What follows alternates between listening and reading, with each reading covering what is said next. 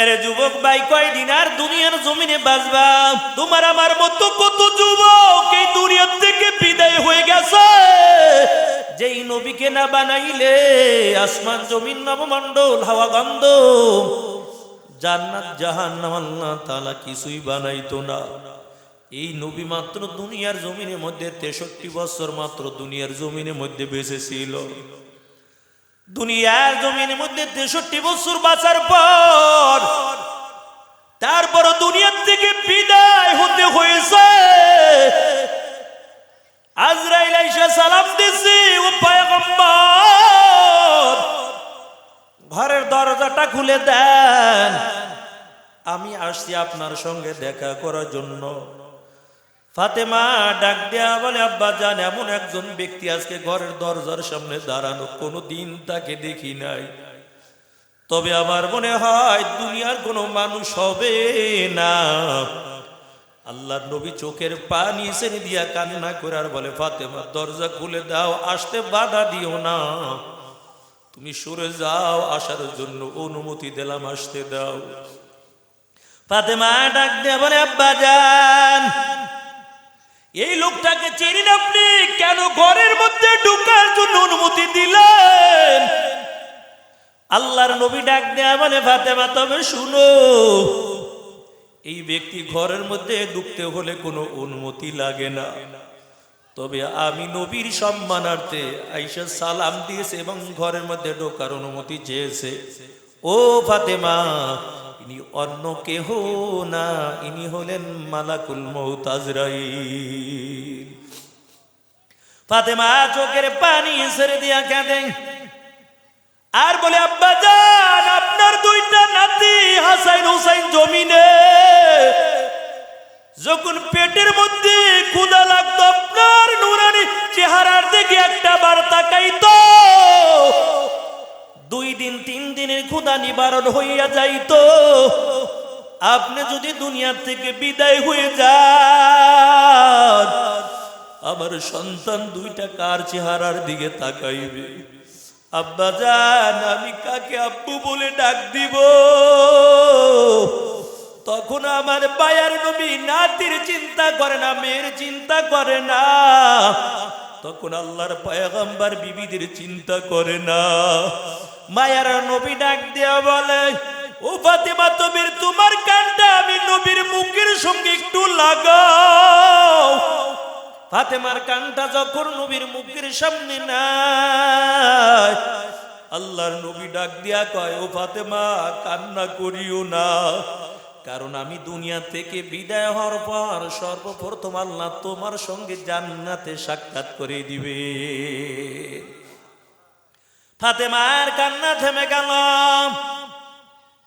আম্মা জান আয়েশা ডাক দিয়ে বলে, ফাতেমা, তোমার বাবা কি বলেছে বলো? তোমার কান্না থেমে গেল।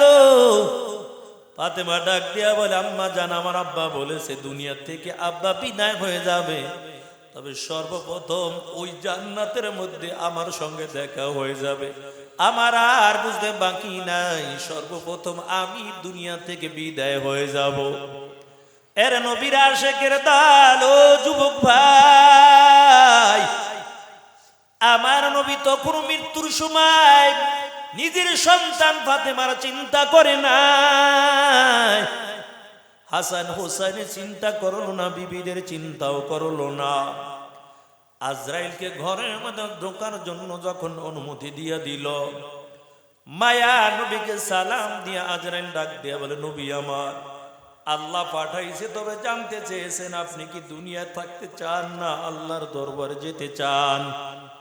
আল্লাহর নবী ডাক দিয়ে বলে, আজরাইল, আমি এখনো কিছুই বলতে পারবো না, কারণ আমি যদি দুনিয়া থেকে বিদায় হয়ে যাই, বলো আমার গুনাহগার জিম্মাদারি কে নিবে বলো?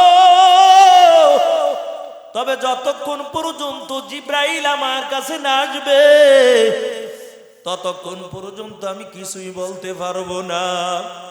আল্লাহ তাআলা আজরাইলকে পাঠাইয়া বলে, আজরাইল যাও, আমার বন্ধুকে জানাইয়া দাও তার গুনাহগার উম্মতের চিন্তা নবীর করা লাগবে না, বরং আমার বন্ধুর গুনাহগার উম্মতের জিম্মার সঙ্গে আমি আল্লাহ কুদরতি হাতের মধ্যে নিয়ে নিলাম।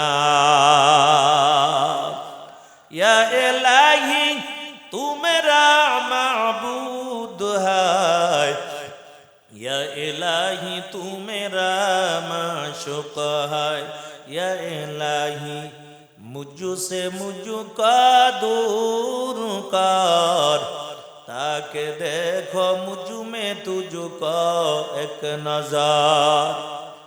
नबीर उम्मतेर दान जिब्राइल आमीन सालाम दिया बने पैगम्बर, আপনার উম্মতের চিন্তা আপনার করা লাগবে না, বরং আপনার উম্মতের জিম্মা আল্লাহ নিজে কুদরতি হাতে নিয়েছে।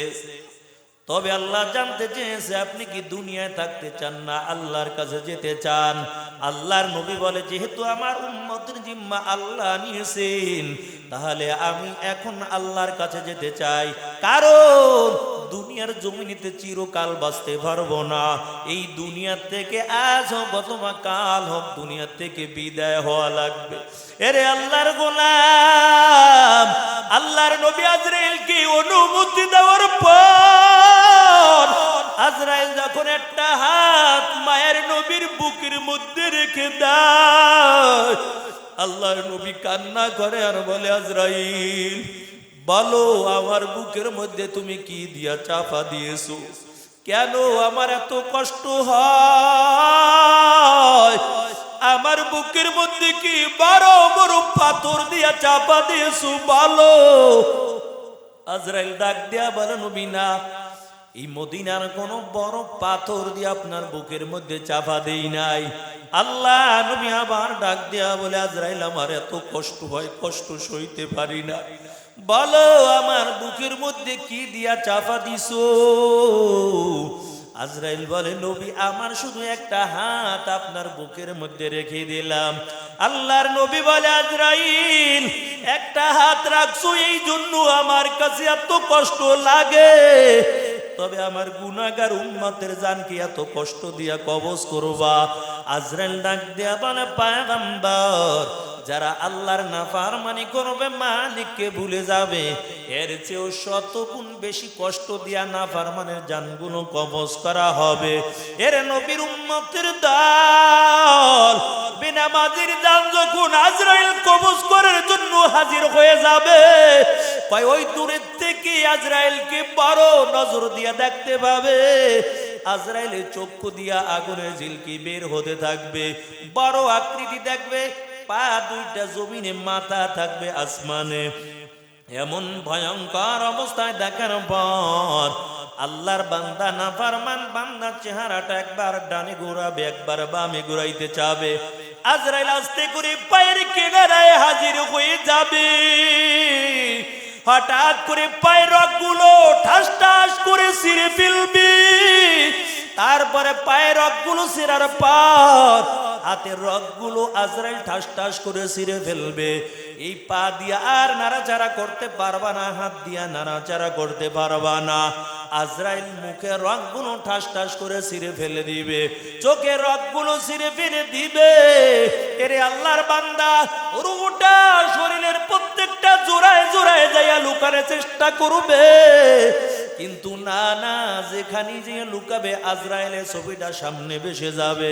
এরে আল্লাহর বান্দা, দেখবেন মরণের সময় কত মানুষগুলো চেহারা একবার ডানে ঘুরায় আর একবার বামে ঘুরাইয়া ফালায়, কারণ যখন ডান দিকে ঘুরায় ডান দিকে আজরাইল হাজির হয়ে যায়, বাম দিকে যখন চেহারাটা ঘুরায় আজরাইল বাম দিকে হাজির হয়ে যায়।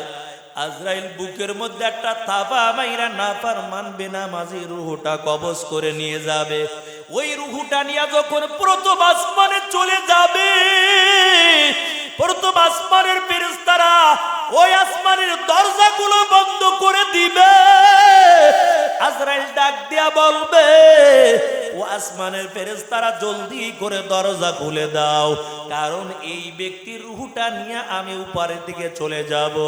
প্রথম আসমানের ফেরেশতারা বলবে, না না, দরজা খোলা যাবে না, কারণ এই নাফরমান বেনামাজি রুহুটা নিয়ে আসমানে আসতে পারবা না।